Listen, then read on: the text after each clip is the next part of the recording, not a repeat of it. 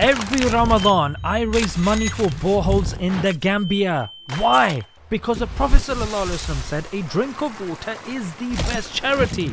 Over the years, Spot has built over 215 boreholes, giving water to more than 100,000 people in crucial places like clinics and mosques. Help me make more, link in the description. Assalamu alaikum guys, and welcome to another episode of Smile to Jannah. 2026 kind of feels like this meme over here. Utter chaos. Can't get simple. Like there's an alien running behind. You got tanks. The guy's just trying to have a meal. A succulent Chinese meal. But as I'm sure you've heard by now, America and Israel has attacked Iran under the name of Operation Epic Fury. Max Blumenthal aptly calls it Operation Epstein Fury, because we've been discussing the Epstein files for the last month or so, and the amount of times Trump has been mentioned, the amount of times Trump went on the private jet of Epstein. The question everybody's been asking, what dirt do they have on Trump? And people that are closest to Trump say that he is scared of what Israel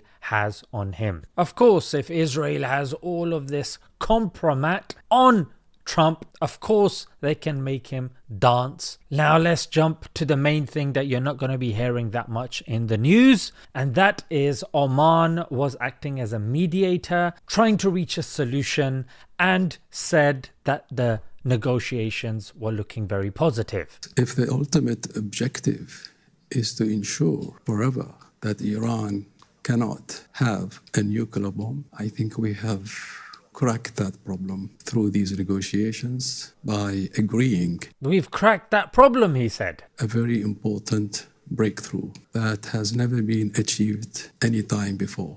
And I think if we can capture that and build on it, I think a deal is within our reach. So they reached an agreement that's never been reached before. Is it any wonder that Israel then chose this time to say, no, let's do this. Forget all of this peace. Like, who wants peace? No, we want a peace of Iran. And Cenk said, great job by our negotiators. Iran has agreed to give up its entire enriched uranium stockpile. Now there is absolutely no reason to go to war. If we still attack, that shows you that this was a war of choice, and it was always to do with regime change, and as Israel has demanded. The single most important achievement, I believe, is the agreement that Iran will never ever have a nuclear material that will create a bomb. So they agreed. This is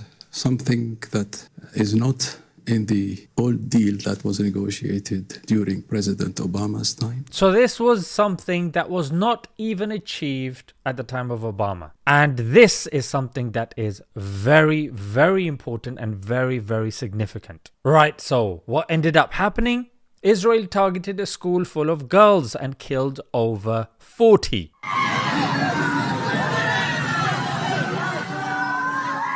Apparently this is what the Iranians have been marching for. This is what they're celebrating, apparently. Now, Trump made a speech in which he has urged the Iranians to go on the streets and reclaim the country. In other words, they're throwing everything that they can. They're throwing stuff from above. They're trying to get stuff done on the ground. And when we're talking about who's on the ground, let's see, Mike Pompeo, the ex-CIA director, says, blah, blah, blah, blah. Happy New Year to every Iranian in the streets. Also to every Mossad agent walking beside them, ... Okay, maybe it was just, by accident. Mossad themselves in Farsi, the language that the Iranians understand, translated from Persian, said, let's all come out to the streets. The time has come. We are with you, not just from afar and verbally. We are also with you in the field. There you go. So what did Trump say? Lives of courageous American heroes may be lost and we may have casualties. That often happens in war. But we're doing this not for now. We're doing this for the future. The lives of courageous American heroes may be lost. That often happens in war.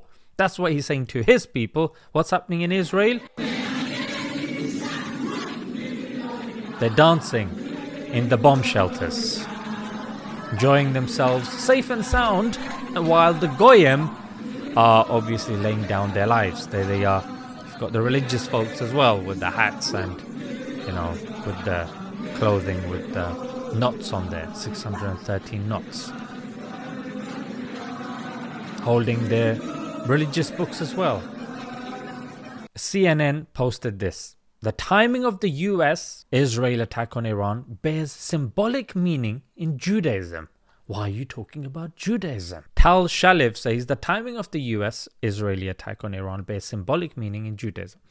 Ahead of the upcoming Jewish holiday of Purim, worshippers read the specific portion from the Old Testament known as Zachor. The passage from the book of Deuteronomy commands the ancient Israelites to remember an unprovoked attack by the nation of Amalek and to eradicate the memory of Amalek once the Israelites are settled in their land. The passage is read publicly before Purim to fulfill the mitzvah of remembering Amalek as Israel's archetypal enemy. Whenever we bring up 1 Samuel 15 verse 3, that's the verse. Now go and smite Amalek and utterly destroy all that they have and spare them not, but slay both man and woman, infant and suckling. We're talking about babies here, suckling, ox and sheep, camel and ass. Hey, what's Netanyahu doing here?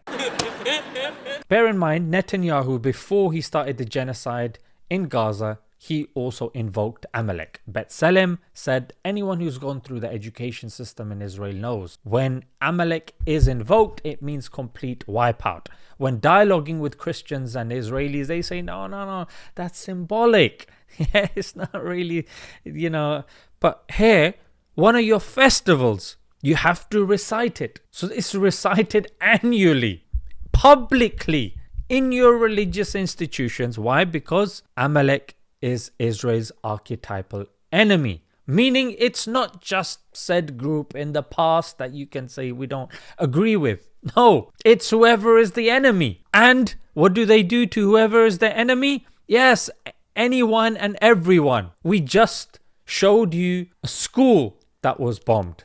Right, let's move on. Those saying, you know what, I don't want to support Iran, yeah?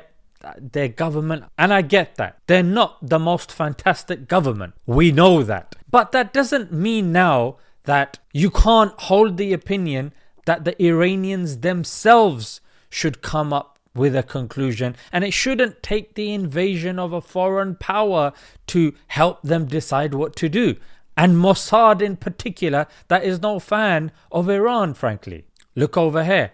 Former Israeli PM warns Turkey is next. Let's have a look over here. Israeli PM says his country is working to counter what he called radical Shia axis and emerging radical Sunni axis as well. Look over here. Pakistan's new power structure is a threat Iran can't ignore, and the emerging Sunni coalition. So it's not just Iran and that's just, it's just them. No, it's not gonna stop until the greater Israel plan. Somebody goes, it's not make America great again. It's make Middle East greater Israel again. And it's going to be obvious that Pakistan is going to be on the cards because it's the only Muslim country that's nuclear armed. And it's not going to be like Iraq. Iran is 3 times the size of Iraq, and it has a military that's been preparing for this moment for 50 odd years. And we can see everything being pieced together. Venezuela was strategically taken because of oil. Israel wants to take over Gaza in the next month or so, and in order for them to do so, Iran has to be taken out of the picture. When that's done, as you know, Pakistan and Afghanistan are fighting, and Pakistan is surrounded with Afghanistan and India, and there's fighting happening over there. Pakistan can be weakened, it can be taken over. Turkey, on the other hand, surrounded by Europe, and it's already a loner, let's be honest. It's also mobilizing, but some say too little too late. Ironically, the